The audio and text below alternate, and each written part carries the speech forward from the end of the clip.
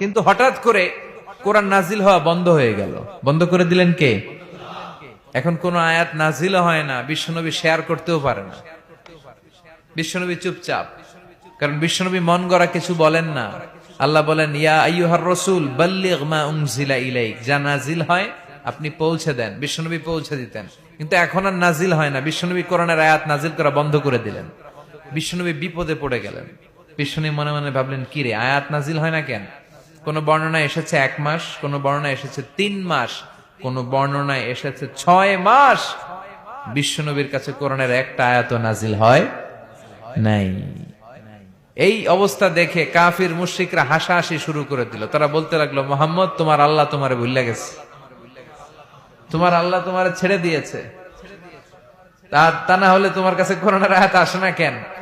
এতদিন তো খুবই পটর পটর করেছো, আয়াত আসলে আমগরে শোনাইতে, এখন